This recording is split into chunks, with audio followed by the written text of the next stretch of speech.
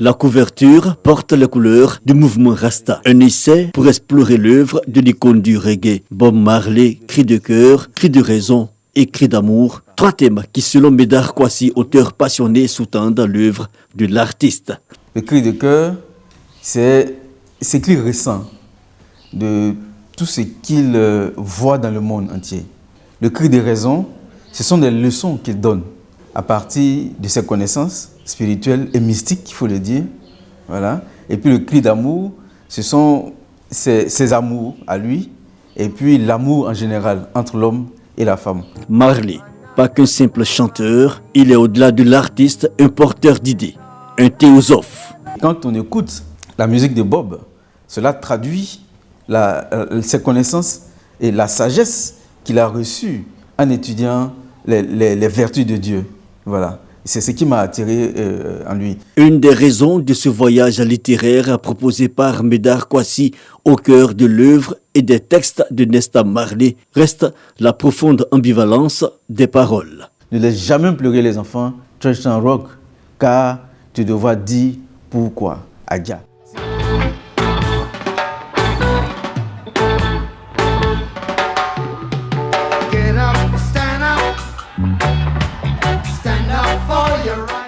Quand il dit « va sur la montagne pour voir ce que Dieu a créé et revenir avec la sagesse ». En général, on pense que c'est sur la montagne physique. Mais quand on le prend, nous, sur le plan spirituel, aller sur la montagne, c'est monter en spiritualité, gravir les échelons de conscience. Voyez-vous?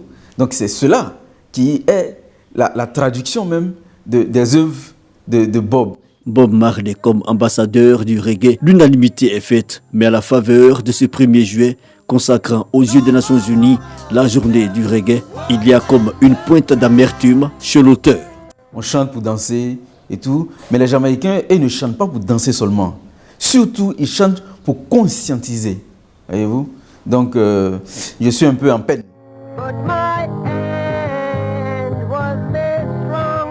Le 1er juillet depuis 26 ans met en lumière ce rythme, le reggae, une initiative de l'UNESCO qui sonne comme une reconnaissance de l'universalité de la musique de Jah, porteuse de dialogue et de paix. Le reggae qui fait son bonhomme de chemin et la Côte d'Ivoire n'est pas en reste, en témoigne l'organisation le 11 juillet prochain à Bouaké, la deuxième ville du pays, du festival international Gbeke Reggae Festival.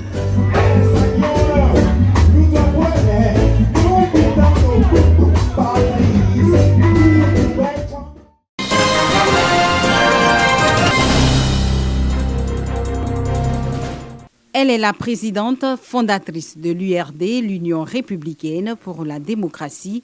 Danielle Boni-Claverie est une journaliste. Son expérience de femme journaliste et de femme politique, elle les a partagées à la tribune du Conseil national des droits de l'homme, CNDH. La proximité du journalisme et de la politique fait qu'on passe de l'un à l'autre sans trop de complications. Et donc, j'ai sauté le pas.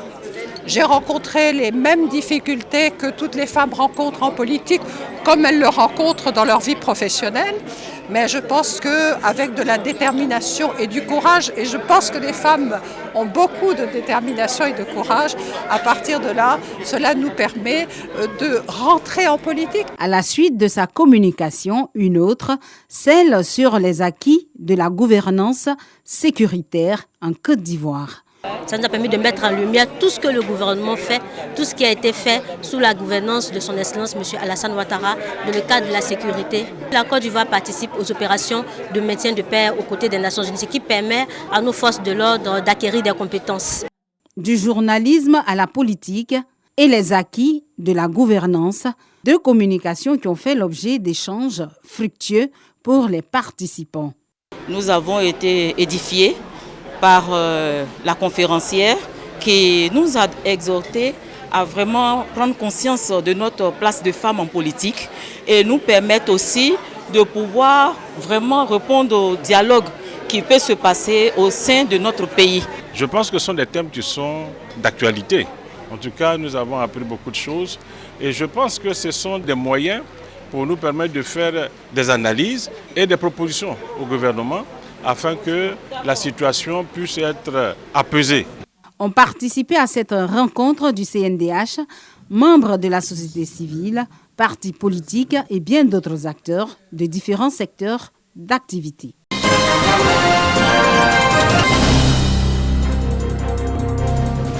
Des pensionnaires de l'ISTC Polytechnique en pleine démonstration de leur savoir-faire sous le regard des enseignants de l'école et de professionnels de la communication et des médias. Ces étudiants en fin de cycle de licence et de master présentent les résultats de leur pratique professionnelle. Nous sommes à la 18e édition de la journée du communicateur, couplée de la 8e édition du forum des renforcements de capacité. Avec cette simulation d'agence que nous venons de faire, je suis apte à travailler. Placées sous le thème ISTC Semences d'entreprise, ces journées visent à exposer le savoir-être et les expériences des étudiants des écoles de journalisme, de production audiovisuelle, de publicité, des télécoms et des arts numériques. Les journées scientifiques 2021 interviennent après de bonnes nouvelles pour l'Institut.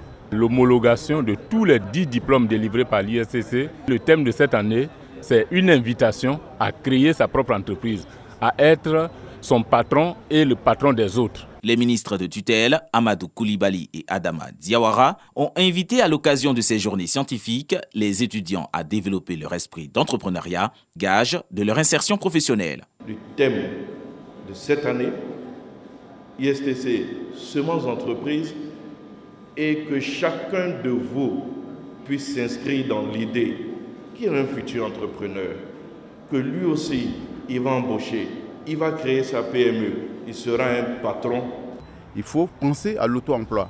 Et quand on voit la thématique de l'année académique de l'ISTC, ça veut dire clairement que l'ISTC s'est inscrit dans cette voie de l'auto-emploi. Les journées scientifiques 2021 de l'Institut des sciences et techniques de la communication, ISTC Polytechnique, s'adressent aux 400 auditeurs des formations initiales et continues. Elles se déroulent sur 2 jours.